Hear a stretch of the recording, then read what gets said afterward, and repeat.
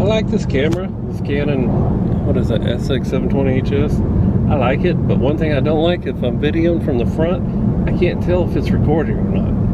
So like when I want to make sure it's recording, I have to turn it off, then turn it back on, and then push the record button. It's not the only way, because you can't see the LCD screen behind it. I wish they had like a light or something on the front that would come on when I was recording. It would make life so much easier. My friend John texted me yesterday, and he was going to the Thomas Rhett concert. First time I talked to him in a while. Well, I sure miss the old high school days. Him and my buddy DR, and Waylon and Kyle, everyone. Think about those days almost every day. Some good times. Everybody grew up, haven't seen anyone in years. Saw John last summer a couple times. Everybody kind of stayed down there where we grew up, and I moved away. I read a deal one time that most people live within 50 miles of where they were born. There's some nice houses out here.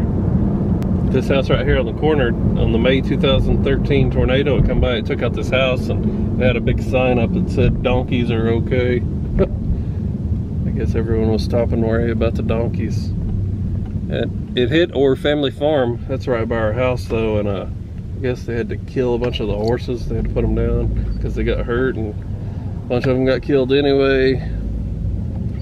I bet that was a lot of money. Those horses are very expensive. Man, I hate having to drive all the way over here. Give me something to do though. I was getting bored there at the house. Me and Alex have been Snapchatting for like 30 days now. Got a good little streak going. I tried to get Bryson to download it, but he still hasn't done it. Boy, the weather said it was supposed to be 70 today. Just not feeling it. The sun's trying to come out, but it's still back there. Gotta watch out going down this road to Cabos Hides up here. They're little speed traps. Notice on my camera too, especially when I'm like vlogging and I'm just holding the camera, you can always hear me breathing so loud. I've like tried to stop myself from doing it and like hold the camera really far away from me. It's like a habit I'm gonna have to break myself out of, I guess. I don't know why I do that. Put it right to my face. So I've like tried to start like holding it like really far away. I actually feel like playing the Xbox some today, but as soon as I sit down and turn it on, I'm going to turn it right back off. I used to be able to play that thing a lot. Now I just don't like to play anymore. There was a game called Oblivion on Xbox 360. That was the game. I remember when that game came out, I played that thing. I mean, of course I had a job. A full-time job, but I played that game for about 6 months before I beat it. Love that game. Definitely my most favorite game. Oblivion. If you've never heard of it, find it, play it. It was like kind of Skyrim before Skyrim. It was the Elder Scrolls, so it was an awesome game. So what does everyone think about video games now that we're talking about them? I never really get, I mean, I've got a couple real comments on my channel, but most of them are people, you know, like sub to me, you know, sub back. And I guess I kind of have to do that right now, just because I barely have any subscribers or views or anything. But it would be nice to get some regular comments with people. Tell me what you like, what you don't like. Just like that one guy posted that video about do the end screen annotations and stuff. Man, I wish somebody would tell me that a long time ago. Just little things like that are helpful.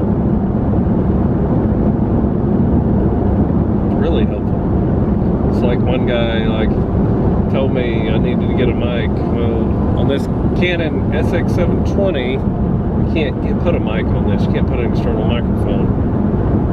When I have my DSLR though, it's got the Rode mic on it, the external mic.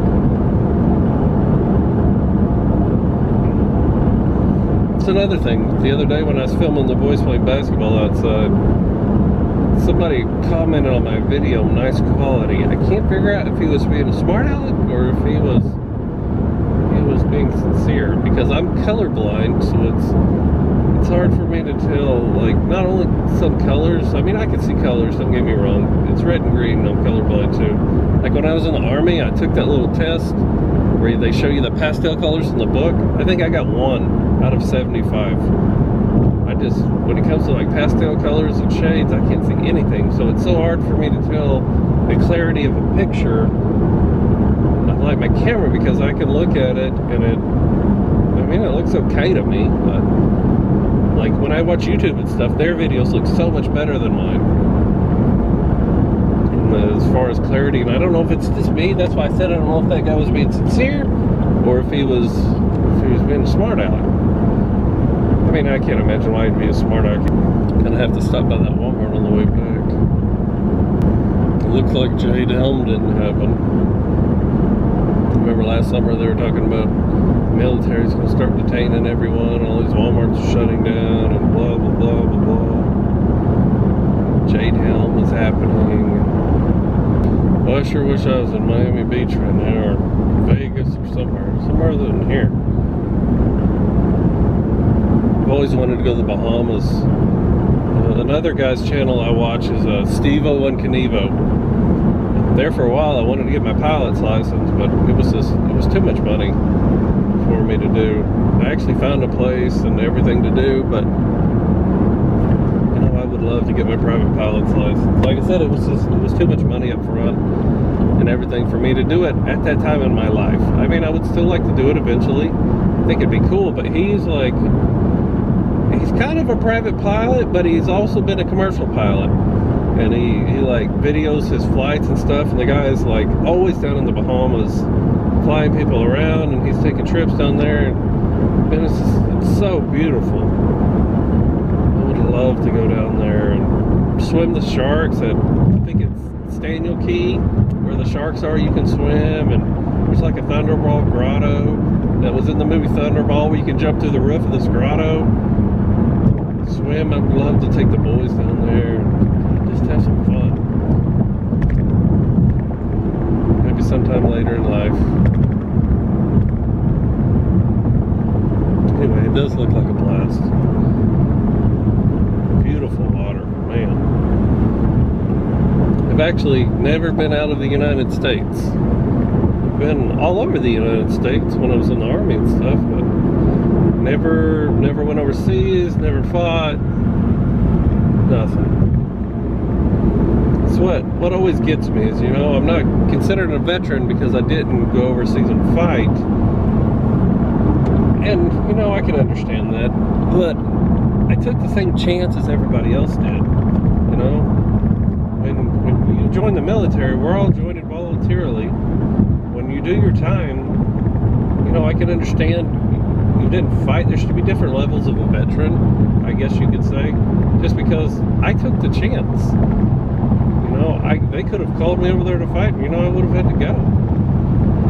I can't help it that there was no war when I was in. You know, the second, or whatever it was, Iraqi freedom started right when I got out, like a couple months after. I think I got out in November of 02, and what did Iraqi freedom start in February of 03? That's when my Alex was born, in February of 03. Would have gotten out anyway. Yeah, I got out in November of 02, and in December of 02 is when they started all the stop-loss stuff. I don't know if y'all remember that movie that come out with Reese Witherspoon's ex-husband, what's his name, Ryan Phillippe?